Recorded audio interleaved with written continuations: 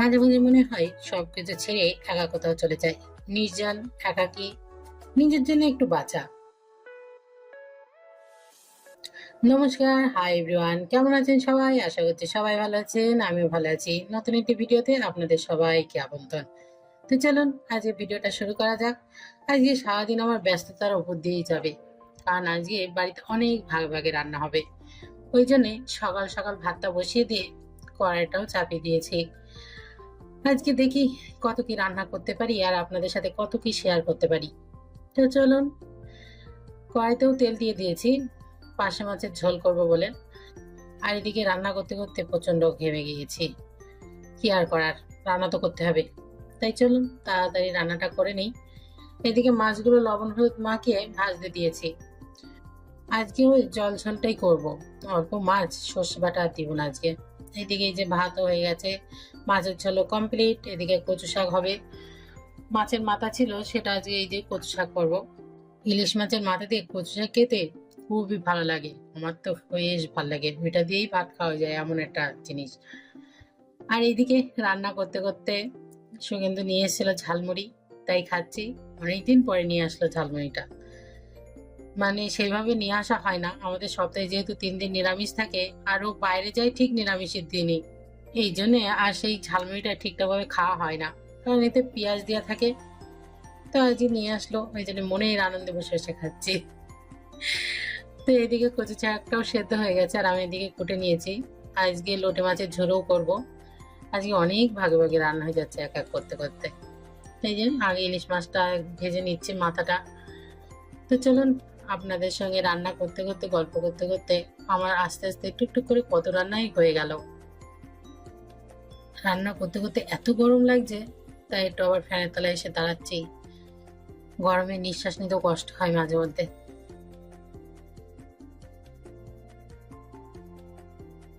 এই যে কচু শাকটাও হয়ে গেছে, কত সুন্দর লাগছে দেখতে। এবারে লোটে মাছের ঝোলটা বসাবো। এই দেখুন কত সুন্দর হয়েছে। আর একটু ঝাল ঝালও করবো, কারণ আমি খাবো তো, একটু ঝাল না হলে ভাল লাগে না। ওই জন্য একটু কাঁচা লঙ্কা বেশি দিয়েছি।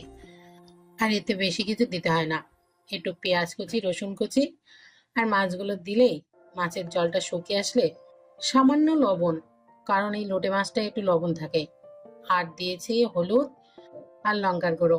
আর নামানোর আগে সামান্য একটু গরম মশলা গুঁড়ো দিয়েছি, যাতে ওই যে লোটে মাছের একটা গন্ধ থাকে, ওই গন্ধটা যাতে না আসে। আর প্রচুর পরিমাণে কাঁচা ঝাল দিয়েছি, যেটা আমার পাতে খেতে গেলে লাগে। তো চলুন, রান্না বান্না শেষ। আর এদিকে দেখছি রোদও উঠেছে খুব সুন্দর আজকে। বিকেলে আবার জিমেও যেতে হবে। রান্না করতে করতে প্রায় 2টো বেজে গেছে। ভাগে ভাগে করতে গেলে একটু এরকম টাইম হয়েই যায়। এবার একটু বসবো, বসে চান করে নিব। জিমের থেকে ফিরে এসে আবার এই যে তালের বড়া করতে বসেছি। বাড়িতে তাল নিয়ে এসেছিল, ওরা সব করে রেখেছে, আমি জাস্ট এবার ভাজবো। এতে বেশি কিছু দেওয়া নেই। আজকে আর ময়দার করছি না, আজকে করছি আটার। সুজি, আটা, কালো জিরে, লবণ আর চিনি। এবার এই অল্প অল্প দিয়ে ভেজে নিব। তালের বড়াটা এই টাইমে আমাদের বাড়ি প্রচুর হয়, কারণ আমাদের বাড়ির সবাই খেতে খুব পছন্দ করে। মানে ওই একেবারে করে রাখবো, এই অল্প অল্প করে খাবে।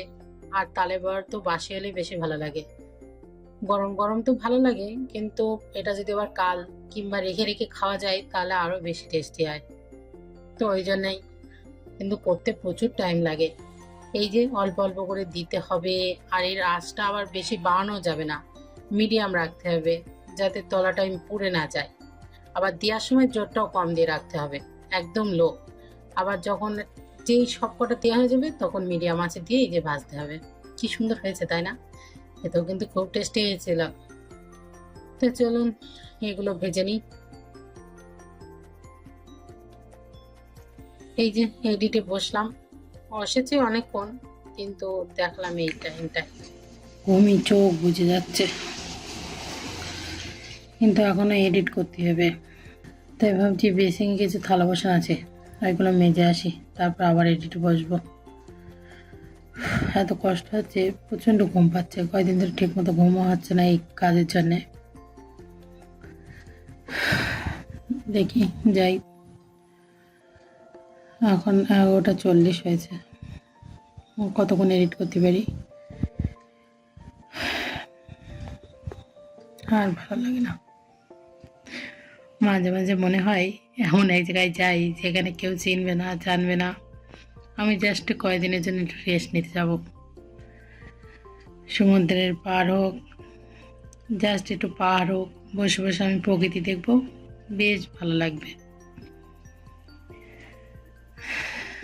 এখন যাই দেখি, থালা বাসনগুলো মেজে নেই, তারপর আবার আপনাদের সঙ্গে কথা বলছি। সারাদিন ব্যস্ততার মাঝে আপনাদের সাথে টুকটাক কথা বলা, টুকটাক জিনিস শেয়ার করা, এইগুলো করতে করতে কোথা দিয়ে যে দিনটা চলে যায় বোঝাই যায় না। তো আজকের ভিডিওটা কেমন লাগলো প্লিজ জানাবেন। সবাই ভালো থাকবেন, সুস্থ থাকবেন। দেখা হচ্ছে পরের ভিডিওতে।